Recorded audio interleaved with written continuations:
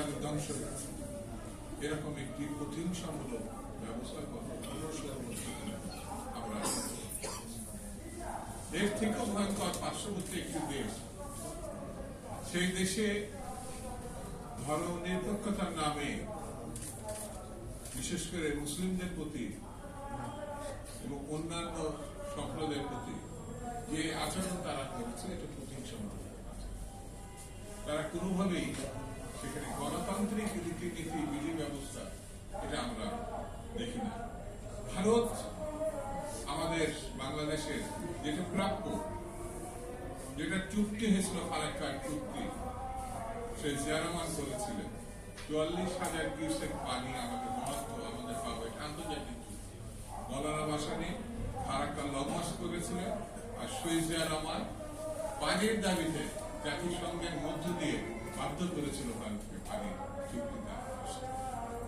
সেই দাবির প্রেক্ষিতে যেটা প্রাপ্য সেটা আমরা পাইনি।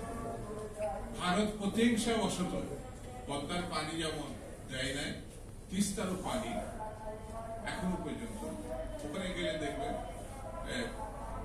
মানে হাঁটু জল বলতে যেটা বোঝায়, একটা কবিতা আছে না, হাঁটু জল গরুর গাড়ি যাওয়া আসা করছে পদ্মা এবং হাডিং ব্রিজের কাছে গেলে মানে ঠিক তেমনি সমস্ত অভিন্ন ৫৪টি নদীতে তারা বাদ দিয়েছে। এটা আমি মনে করি একটি দেশের সঙ্গে আরেকটি দেশের যে বৈরিতা এবং প্রতিহিংসা, সেটা আমরা ভারতের কাছ থেকে দেখেছি। প্রায় প্রতিদিনই কোন রকম কারণ ছাড়াই সীমান্তে আমাদের মানুষকে হত্যা করা হচ্ছে, এটা প্রতিহিংসা। কেন তাদের আশ্রিত কন্যাকে শেখ হাসিনাকে লুটপাটের স্বার্থে এখানে রাখা হচ্ছে? এই জন্য প্রতিনিয়ত এই মানুষ হত্যা করা হচ্ছে। তারা আমাদের ভিসা বন্ধ করেছে। কোন সভ্য দেশ আরেকটি সভ্য দেশকে এইভাবে ভিসা বন্ধ করছে? ভারত যেটা করছে পার্শ্ববর্তী দেশে মনে হয়েছে যেন ভিসা বন্ধ করলে আমাদের সকল রীতিনীতি, সভ্যতার সকল রীতিনীতি তারা বর্জন করে সীমান্তে কোন রকম কারণ ছাড়াই, যেটা স্থল বন্দর হিসেবে বাইরে আমাদের ব্যবসাবাদী করা শুরু ছিল, তারা একতরফা ভাবে, যেটা ভারত আরেকটা যুদ্ধকালীন পরিস্থিতি তৈরি করে আমাদের আর মানে সীমান্তবর্তী অঞ্চল আমাদের এই রোড ব্যবসায়ীরা ব্যবহার করতে পারবে। কোন রকম সময় যে ৭ দিন পরে করবে বা ২৪ ঘন্টা পরে করবে এমন না, কিন্তু তাৎক্ষণিক ভাবে বন্ধ করবে। লক্ষ লক্ষ শত শত কোটি টাকা সম্পদ সেখানে আমাদের ব্যবসায়ীরা, আমাদের দেশের মানুষরা ক্ষতিগ্রস্ত হয়েছে। তারা চাইছে শেখ হাসিনা আমলে যেমন দাসত্বমূলক পরিস্থিতি ছিল একতরফা, শেখ হাসিনা একটা কথা বলতো না যে আমি এমন কিছু দিয়েছি যে ভারত বলতে পারবে না, বলে না কি দিয়েছে, কিন্তু এটা বলেছে এমন কিছু দিয়েছে বাবার দেশ মনে করছে। এটা তো এই দেশের জনগণের দেশ, এই দেশের মানুষের রক্ত অর্জিত মুক্তিযুদ্ধের মধ্যে দিয়ে দেশ স্বাধীন হয়েছে। তাহলে পরে এটা কেন কেন আমাদের মানতে হবে? বন্ধুরা, আরেকটা নতুন পরিস্থিতি, ভারতের যেমন প্রতিহিংসা রাজনীতি, আওয়ামী লীগের যেমন শাসনকালে প্রতিহিংসা রাজনীতি, এখনো আমরা সেই প্রতিহিংসা রাজনীতি দেখছি। জনগণের ভোটে নির্বাচিত হওয়ার পরও যাকে ঢাকার মেয়রের দায়িত্ব দেওয়া হয়নি, সেই ছেলেটি ইন্ডিয়ান ইসলাম। কোর্ট এখন তার পক্ষে রায় দিয়েছে। এখন সম্পূর্ণ প্রতিহিংসার বশত দেখবেন এই ব্যাকগ্রাউন্ডে ছাত্রলীগ লুটপাটে চূড়ান্ত করার লক্ষ্যে ইশাককে ওখানে বসে দেওয়া হচ্ছে।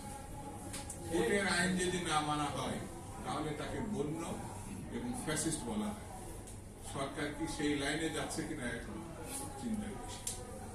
আমি বেশি কথা বলবো না, আরেকটা আওয়ালই বলবো, এতই ছোট যে এগুলো আওয়ালের মতো কথা বলছে যে আওয়ামী লীগের কাছ থেকে টাকা নিয়ে বিএনপি রাজনীতি।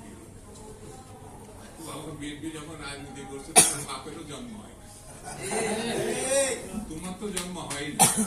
বিএনপি কি দেখছো? বিএনপি যখন রাজনীতি শুরু করছে বাংলাদেশে কৃষকের, শ্রমিকের, মেহনতি মানুষের উন্নয়নের নেতৃত্ব দিয়েছে শহীদ জিয়া রহমান। কইছিলাম বাবা, কথা বলার আগে একটু চিন্তা করবো, কথা বলার আগে একটু ভাববা। আমরা ভেবেছিলাম তোমরা জাতীয় রাজনীতিতে এসে একটা কিছু হবা, কিন্তু আমাদের মতো কথা বললে পরে তোমাদের সম্বন্ধে মানুষের ধারণাটা কোথায় যাচ্ছে একটু ভেবে চিনতে দেয়। বিএনপি একমাত্র দল যেই দলের নেতৃত্বে আছে আপসীর নেত্রী, যার নিত্যতাবার্ত 6 বছরের জেলের মধ্যে সাজা খাটছে। তুমি কইছিলা ভাবতাম বিএনপি বললো যে আওয়ামী লীগের টাকা দিয়ে রাজনীতি করছে। যদি বিএনপির লোকরা প্রস্তাব করে একমাত্র, তাহলে প্রস্তাবের তরে ভেসে বঙ্গোপসাগরে গিয়ে পড়বে। সবকিছুর একটা সীমা থাকতে হবে। এমন কোন কথা বলবো না যে কথার দায়িত্ব নিতে পারবো না। বিএনপি সম্বন্ধে যে অভিযোগ করছো, সেই অভিযোগের জবাব যদি বিএনপি শুধু থুতু ফেলে, সেই থুতুর মধ্যে তোমার খুঁজে পাওয়া যাবে। সেই জন্য আমি বলবো, হিসাব করে কথা বলা, হিসাব করে চলা, আর গণতান্ত্রিক রীতিনীতি মানা। এটি যদি ব্যর্থ হও, তাহলে ফ্যাসিস্টদের তুমি একজন হিসাবে নিজেকে চিনবে। এই ধরনের প্রতিহিংসামূলক দৃষ্টিভঙ্গি নিয়ে রাজনীতি করা ঠিক হবে। সেই জন্য বন্ধুরা, আমি বেশি সময় আপনাদের দেব না, শুধু এতটুকু বলি, দেশ যেদিকে যাচ্ছে সেখানে সন্দেহ বিশ্বাস করছে। সেখানে সরকারের প্রতি মানুষের যে সমর্থন, আশা ছিল, বিশ্বাস ছিল, সেই সমর্থন, বিশ্বাস, আশা আস্তে আস্তে টুটে যাচ্ছে। এই জিনিসটি এই সরকারকে বুঝতে হবে। আমরা ডক্টর ইউনূসের মধ্য দিয়ে বাংলাদেশে একটি ভালো নির্বাচন করার প্রত্যাশা করি, কিন্তু ডক্টর ইউনূস যদি ফেল